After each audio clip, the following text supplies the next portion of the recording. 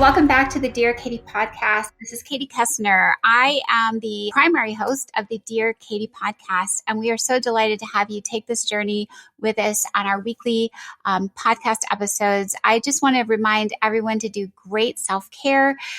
Thriving is part of the purpose of this podcast, and we definitely want you to take a break at any time. Warm bath, fresh air, walk a dog, have a bite of chocolate, whatever you need to do good care for yourself. Just as a reintroduction, if you're not familiar with me, I am the woman who was on the cover of Time magazine at age 18 as the first in history to speak out nationally and publicly as the victim of date rape. And HBO made a film about me, and I went on to become the executive director of the Take Back the Night Foundation. We are the oldest, largest global movement on sexual violence in all forms for all people in the world. So we encourage you to visit our website for lots more information. So I'm going to turn it over to our hosts and our guests for today. Hi, everybody. Welcome back to the Dear Katie podcast. This is Katie Koestner, and my co-host today is Dr. Claire Kaplan, and we are so extremely delighted to welcome our special guest of the day, Dr. Devon Price. I'm going to share a little bit about his background so you all can listen in and kind of think about what we're going to talk about up front. I know it's going to be a glorious and positive conversation. So here we go. Dr. Devon Price is a social psychologist, professor, author, and proud autistic person. His research has appeared in journals such as the Journal of Experimental Social Psychology, Personality and Social Psychology Bulletin, and the Journal of Positive Psychology. Devon's writing has appeared in outlets such as the Financial Times, HuffPost, State, Jacobin, Business Insider, LitHub, and on PBS and NPR. He lives in Chicago, where he serves as an assistant professor at Loyola University Chicago's School of Continuing and Professional Studies. I know we're going to talk a lot for our listeners. We already chatted a little bit, but we want to really dive into autism, as a lot of our listeners either know someone on some part of that neurodivergent spectrum, and it certainly impacts how we think about the healing process. And we can maybe take the panoply that Devon's going to give us and apply it to our own journeys as well. So welcome, Devon. Hi, yeah, Katie, thank you so much for having me. Claire, nice to meet you. I'm glad to be here for this conversation. Yeah. So I think it's always cool. Your bio is so impressive, but how did you come into the field of study? Did you grow up in Chicago as well, Midwestern? Tell us a little more about you personally. Yeah, so I'm from the Cleveland area originally, so not that far off, but Ohio is definitely less exciting than Chicago. But I got interested in psychology really because I was autistic, but I didn't know it yet. And so as a child and then a teenager, I was really mystified by other people. I really didn't understand the social rules that other people followed and behavior from people that struck me as irrational, quote unquote, because I just really couldn't read other people's emotions or social motivations very well. So I became really hardcore obsessed with psychology and psychological experiments and studies as a teenager and said, okay, this is going to be my goal. I went straight through college and into grad school. I moved here to Chicago for grad school and got my PhD at age 25 in social psychology. And then I immediately got a really horrific case of burnout that made me very, very sick for a year. And it was around that time that I, first of all, had to start living at a completely different pace. But then I also had to start unpacking, why was I so singularly goal-minded? Why did I find people so confusing? And I found out basically that what I was going through was autistic burnout, and found out that I was autistic and started. I just want to go back to a couple things that you said. One, I think it's interesting that you were growing up as a teen and noticed the emotions of people around you, and you said they made no sense. Can you think of an example of where like the light bulb started coming on, like a specific instance? Maybe one of the earlier ones. Do you even remember? Oh, sure. I mean, I think I was pretty judgmental as a teen in the way that plenty of teens are. Just even things like, oh, it's so irrational for someone to want to have a child that is biologically theirs when the environment is being damaged and there's so many children that need Oh, families. Like, why can't people overcome that emotion? Just as an example of just like a common cultural that thing. doesn't sound too. Yeah, that's interesting. I sometimes feel the same though. Like, Yeah. what's up with this biological trail that we need? That's great. I like starting there. It's more interesting to get to know how your mind works as well. And so then let's talk a bit about burnout, because I think we haven't talked about burnout, but burnout could even happen if you're going along in a healing process and then you're like exhausted from trying to get healed. Hmm. And that might be interesting to explore. Tell me more about that. Yeah. Let's talk about burnout. I think first we can start by just saying, and I think it's really relevant to just the conversation we're having here and this space. Burnout is really, I often conceptualize it as a form of trauma from overwork. That when you look at how burnout plays out for most people, it follows a period of really, really intense overwork and overcommitment, and you see a breakdown in skills, a breakdown in motivation, often a increase in negative feelings like resentment and even loss of empathy for other people, particularly if you are working in, say, a helping profession such as nursing or you're a therapist. You can't really connect with your patients anymore because you're burning out and you don't have that kind of emotional link anymore. That's burnout as we kind of traditionally know it, and that's what was first studied by psychologists, was burnout, especially in those kind of really grueling kind of caregiver roles. Of course, now we know all kinds of people get burnout from all kinds of different situations. I think we're really living in an era of burnout because people are just working longer hours than ever and just constantly connected to bids for their time and attention without any escape route sometimes, thanks to the internet. And what really makes autistic burnout different from conventional burnout, I think, personally, so I've written a book about burnout, which is called Laziness Does Not Exist. And I've written a book about autism, Unmasking Autism. And my real conclusion at the end of the day is that they're not fundamentally different. I think burnout is really ravages the life of anybody who has to go through it. Where autistic burnout varies a little bit is, for a lot of us, it comes from a lifetime of masking our disability. So we get really burnt out Mm. from just trying to seem like a functioning, quote unquote, normal person. And often when you're an autistic person and you hit burnout, again, everybody loses skills when they get burnt out. For disabled people, it becomes really, really obvious all of a sudden that you are autistic or that you are disabled. And for a lot of autistic people who get burnt out, those skills never really come back. Everyone who Mm. burns out needs to work at a much slower pace for a really long time and probably never get back to that workload, that got them burned out in the first place. So I think for autistic Mm. people, it just tends to be even more heightened, where some of us go through cycles of working very hard and then we lose skills or lose the ability to work at a certain level, and we just never get back up to that level for the rest of our lives. And so then you kind of have to think about, okay, Mm. what is my life going to be now if this is how I function now? The core principles are the same, of really identifying what's really overloading for you and reducing that load really, really dramatically. It's just, for a lot of autistic people, something that could be exhausting might be going to the grocery store, being under fluorescent lights, having to talk to people and having to kind of put on your face and make your face make emotions when that doesn't come naturally for you.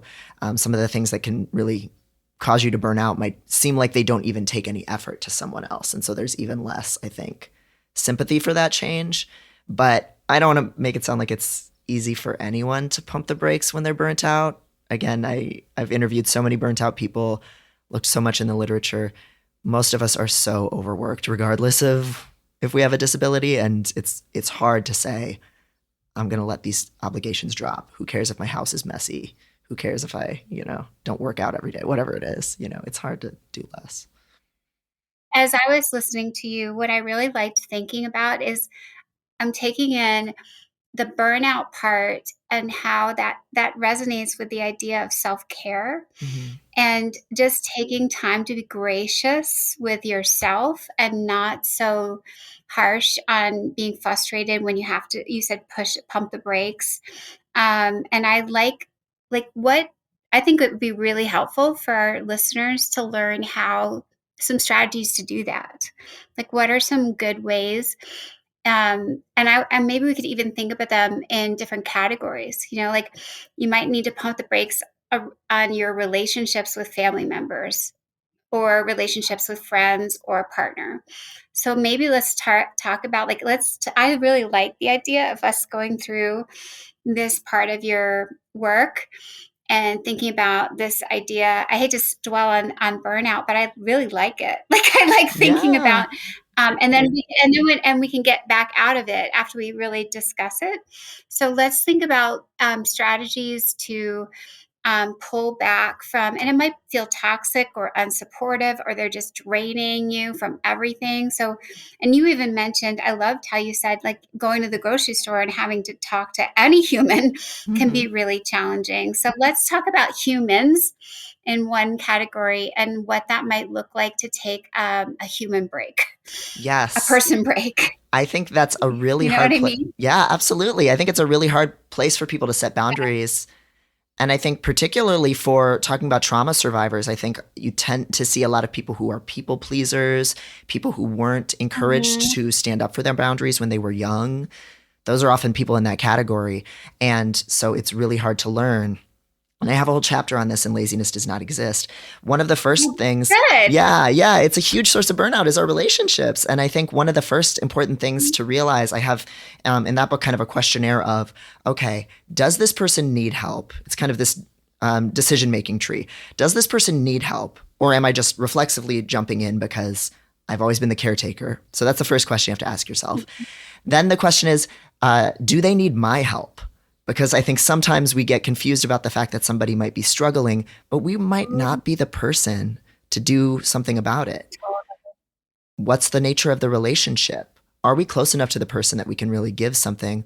And do we have the skills that are relevant, to help that person? So there's a little I love humility that. there.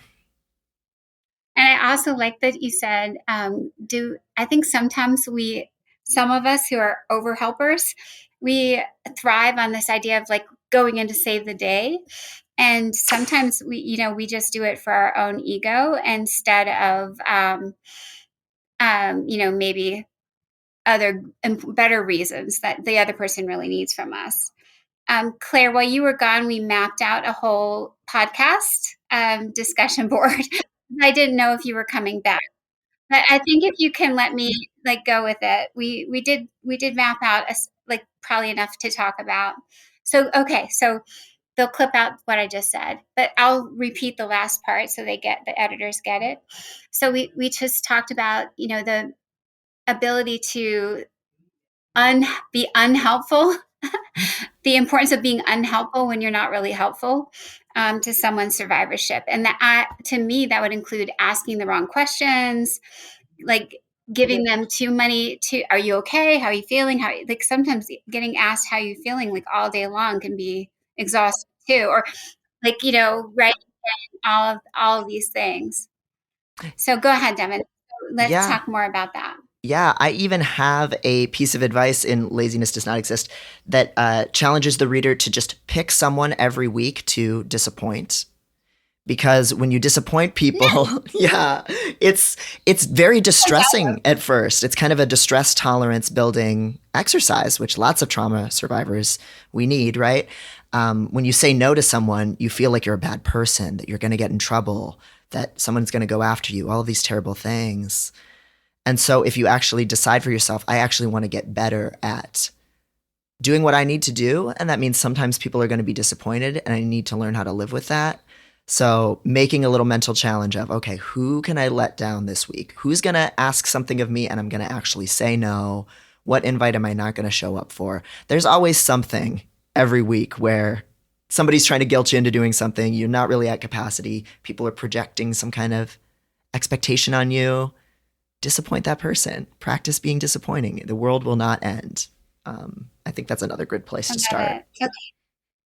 Yeah. So we talked a little about, like, managing relationships. So next, and one more tip. What about how to push back on, I would say even harmful. People who are blaming us or, saying, why can't you get over it by now? Why aren't you over this now? Why aren't you able to power through? Like, no empathy. Right. What should we do with them? Yeah, it depends on the relationship. I think sometimes you have to kind of almost do a little triage situation of asking yourself, okay, is this a person in my life where the relationship really matters? And has this person ever shown a history of listening to me and trusting me? Is this a person that's ever admitted they were wrong before?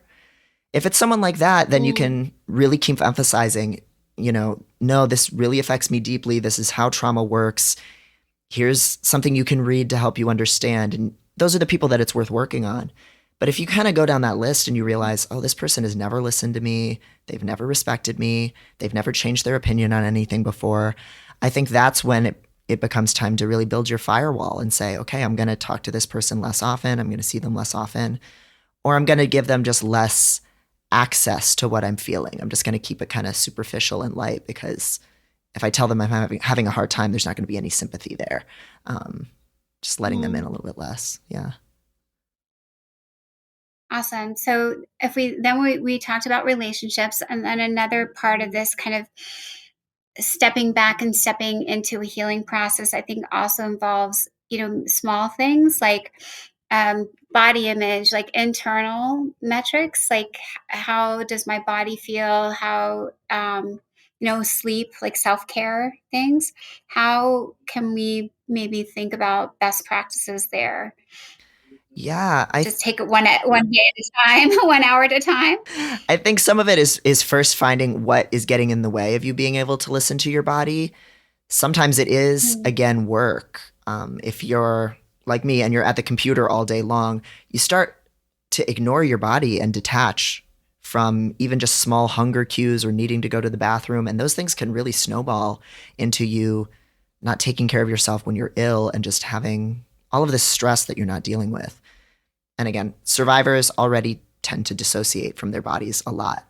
So putting yourself away from environments that make you dissociate, away from screens, in nature, in places where there's a lot of different textures and sounds that make you feel more present.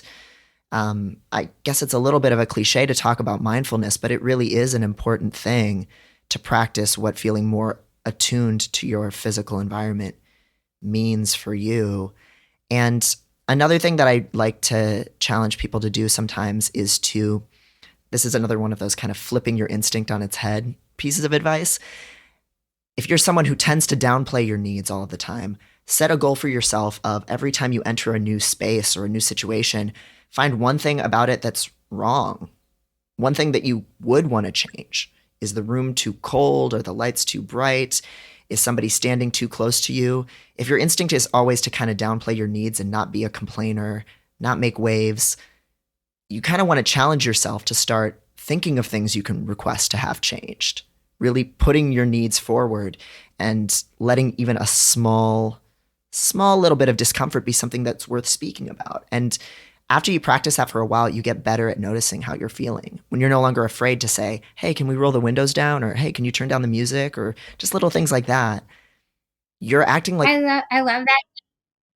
You know how I'm hearing that also? It's like power and control. In survivor speak, to me, that's like getting micro power grabs back. And I think that's a great accessible way to start to feel empowered overall, even though I'm shifting the context a tiny bit. Yeah, there's so many people who do need to work on that, asserting control in their world and reality. Absolutely. Yeah, and I love how you constantly, Devon, are taking things and I love how you said flipping them upside down. Tell me some more good ones like that. What else do you flip upside down? Everyone's going to buy your book.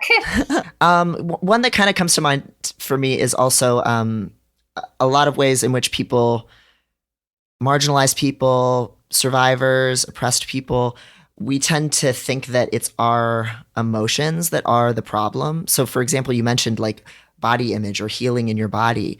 I know a lot of people, whether they're autistic, whether they're a survivor, whether they've just existed in this awful sexist world and they hate their body, and they think that they need to really like overcome society's messaging and become really body confident or become not ashamed of being queer or whatever it is. Like they kind of get on this level of beating themselves up for having absorbed society's prejudices.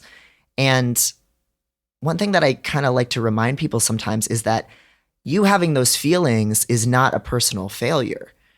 It's not your personal burden to overcome and never think a fatphobic thought about yourself ever again, or never think a sexist thought about yourself again.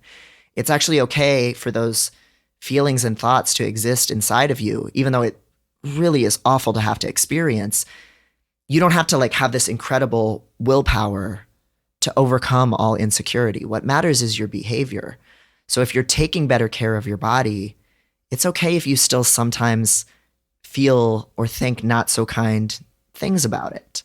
Or if you still sometimes underestimate yourself because of sexism or something. That doesn't mean you're not a good feminist woman or a strong survivor. It just means you live in a society that taught you to think that way, but you can still make the choices to put yourself out there. And for me, and I think for a lot of us, focusing on the behavior that you have some control over instead of, I need to fix my brain, I need to fix how I think about this stuff, I think can be really helpful, because then healing is never done from these things. And so it's okay if there's some kind of ugly, difficult feelings and thoughts inside of you. Even for the rest of your life, you can still make choices that give you a really worthwhile life, even as you're living with that stuff. I also think we should talk more about what you just said. Healing is never done. And as you know, I'm thinking about you also, owning your autism. It's autism is never going to be done.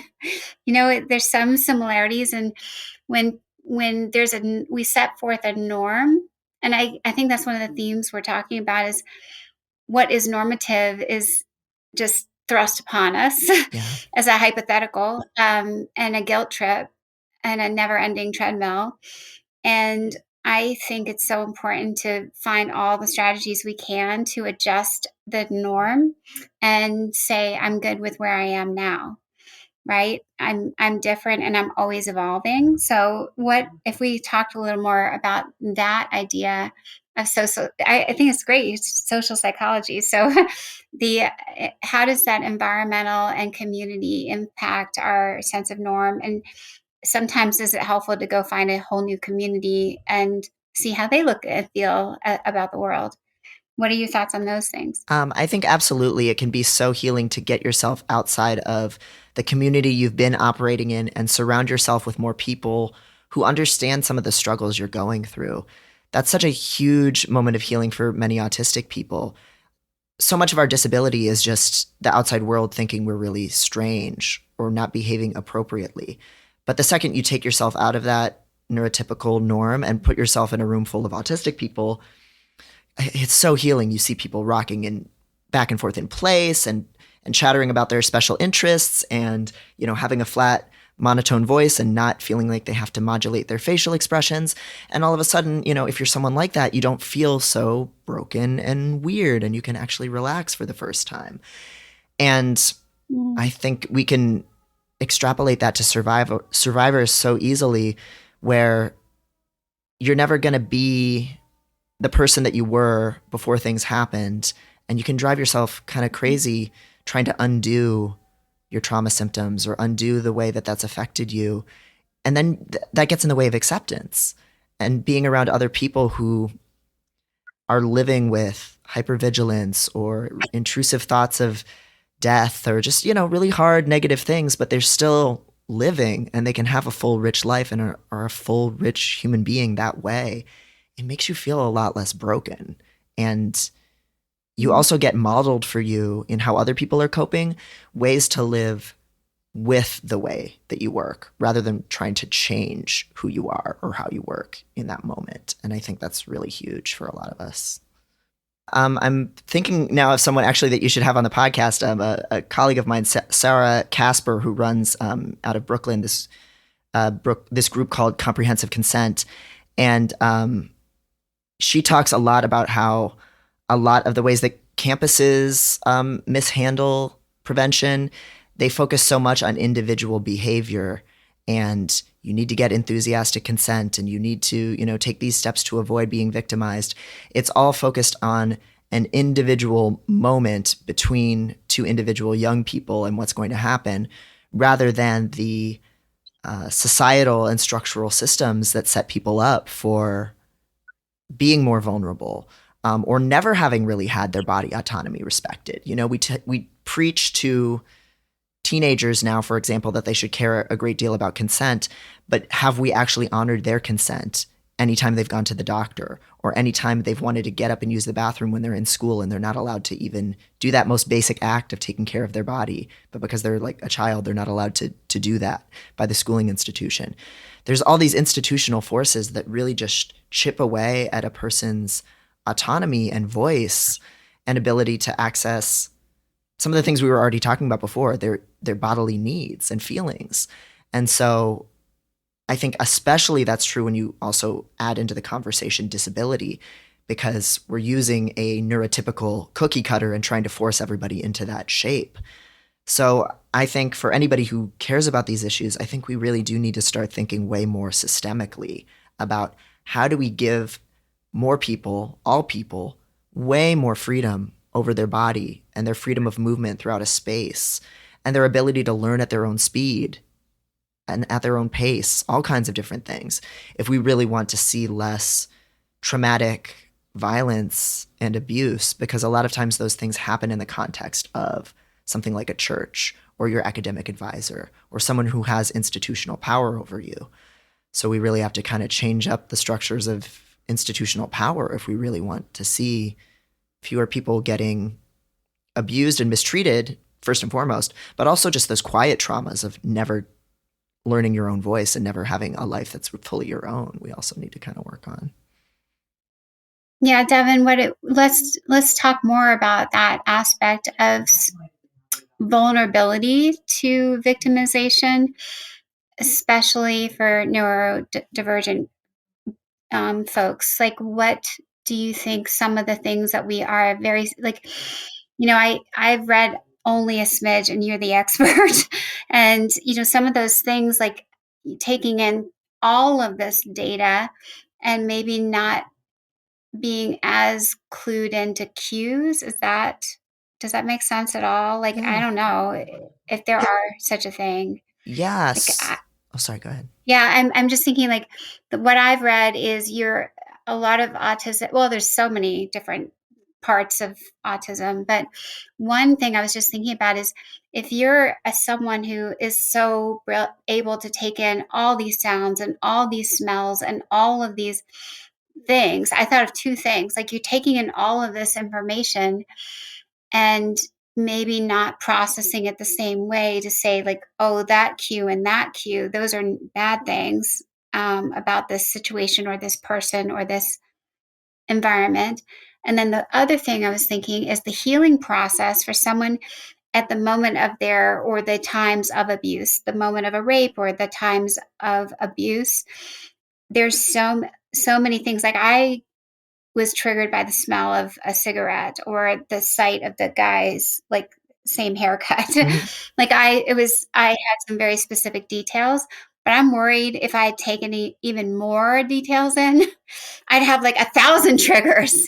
You know what I mean? I don't know if that makes Ah, sense, but those two things just really struck me as things we should talk about. Is one, being able to filter to find, as if there were, like, there's no, like, hello, my name is rapist, but like, things that we should be wary of, and this, like, cornucopia of information. So that one, and then my second one after that. yeah. So first of all, autistic people are really vulnerable statistically to abuse for a whole bunch of different reasons.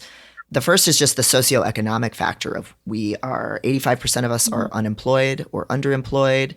So that means we are more financially dependent upon family members or partners, which makes it more likely for us to be abused or to be in an institution where we're being mistreated. And we deal obviously with a lot of being singled out as different and other. And so people who do want to abuse someone can sometimes see that we're more socially vulnerable.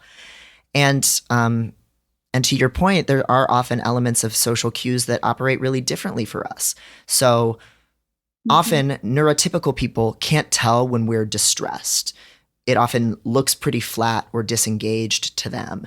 And that can be when we're the most dissociated and the most dysregulated. We can look like we're fine. So people don't always recognize, let's say, an autistic child who's being abused at home or has had some trauma. Our pain isn't taken as seriously, and so it's often missed for that reason. We also, on the flip side, in terms of how we interpret other people, most of us struggle socially. Most of us have been ostracized. And so that leads to many of us thinking if somebody's nice to you once, they must be your friend. Or if somebody asks you a question, you have to give them a really candid answer.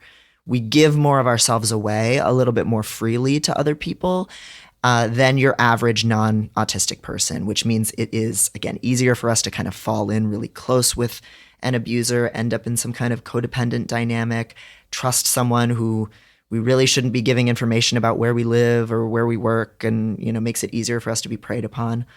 All of those things are really big factors. And to your point about sensory issues, there's so much there. I think it is a pretty smart conjecture on your part that because we're so sensitive to so many different sensory details, we can have so many different triggers. And the thing that makes it even more complicated is we can be traumatized just from sensory overload itself. You get scared of going out in public sometimes just because it's so bright and painful, and it's filled with people who are looking at you, and you can't tell what they're thinking about you when they're looking at you. You can't predict very easily who's going to hurt you. These are things that hurt all survivors. Lots of us deal with these kinds of issues, but I think it is particularly a high risk of that happening when you are really, really attuned to and really sensitive to your physical environment. And just at baseline, in a world that's just really overwhelming for most of us. So that can make trauma recovery all the more difficult. Mm-hmm. Yeah, thank you, Devon. That was really helpful. I can't wait to read your book. I hate to even ask the total opposite, Devon, but I mean, I don't even know if there's any research on perpetration. Like, I know you just said higher rate of victimization. Do we know anything about perpetrators? I hate to ask it. It sounds so marginalizing, but it's a question. I don't know. It's worth figuring out stuff, right? Yeah, without judgment. It's a question worth asking because a lot of autistics, we get the blame pinned on us when a lot of things happen. So a lot of mass shooters in the past few years, people who oppose gun restrictions will often say, "Oh, it wasn't because of guns; it was because this person was autistic," and autistic people are dangerous. That's happened by a lot of. I haven't heard that. It's awful. Yet. Yeah. Really? Yeah. A lot of gun rights advocates do that. They blame autism.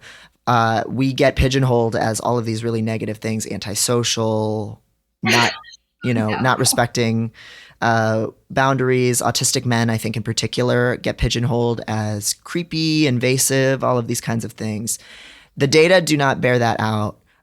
We are as I mentioned, at a really heightened risk of being victimized. Autistic people of all genders, and that's often not seen. And it's easier sometimes to victimize someone if society has taught you, oh, this person is creepy, their feelings don't matter, and all of these things. Now, is it possible for an autistic person to misread a cue or not tell that someone is uncomfortable and violate their space and violate their boundaries? Absolutely. And I don't want to discount that. And that is something that some autistic people struggle with. Often it can backfire in the complete opposite direction, where we never approach someone, never say hello to someone, never ask someone on a date because we're so afraid of living up to that stereotype of the creepy autistic person. So in a word, yes, there are all of these struggles being out in the world when you can't read body language and things of that nature. It makes us really likely to be victimized. It makes us really likely to be kind of demonized. And we're human beings, so we're capable of harm. So we do have a responsibility to learn how to respect people. And unfortunately, for many of us, we don't learn how to do that in a assertive, confident, and respectful way. A lot of times we end up just retreating into ourselves instead of feeling empowered to do that. I think it's really interesting also to talk about your book and your writing because you're so prolific. And so that our listeners will be, I'm sure they're already entranced and going to go find your writings. But are there any particular things that you've written about, or where we could find more that would be perhaps especially of interest for survivors and their supporters? Yeah, I have actually written a few articles about how to support someone when they're being abused and you want to be in their life, but you can see that something's happening. That's on my, of course, a lot of people listening to this have lived that reality, so they could probably write it themselves, but that's on my Medium, which is just devonprice.medium.com.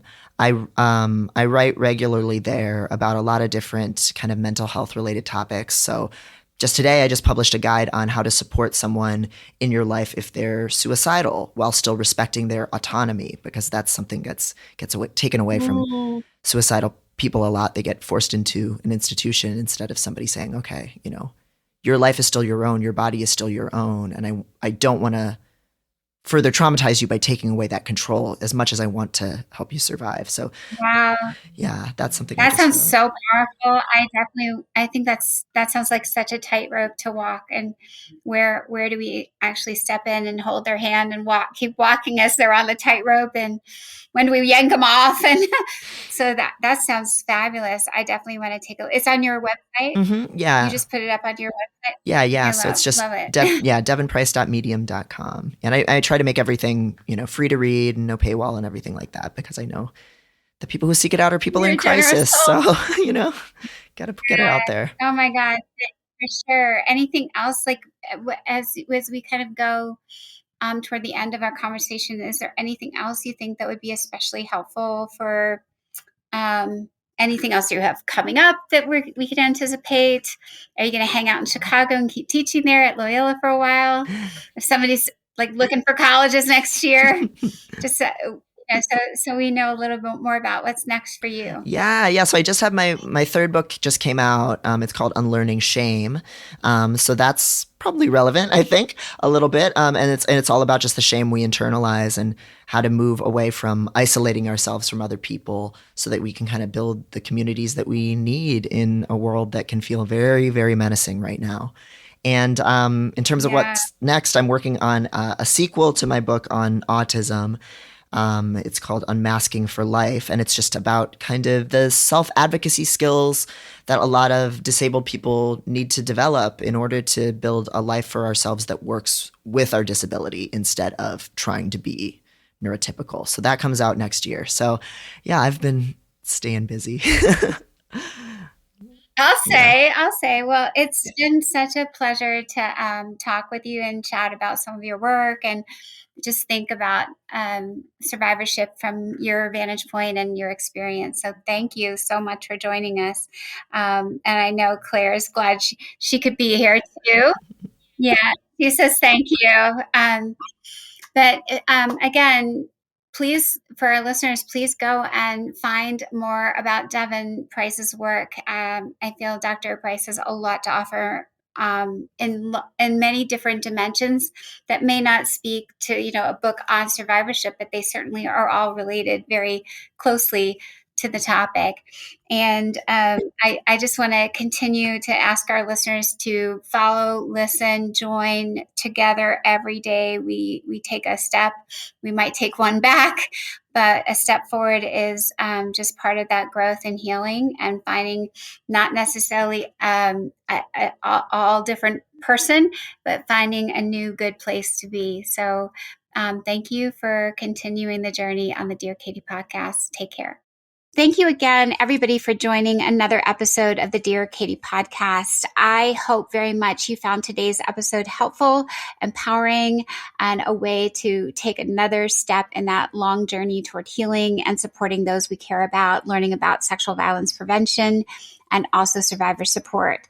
For those of you who don't know, again, the Take Back the Night website has tons of great resources, books, self-care options, cool merch.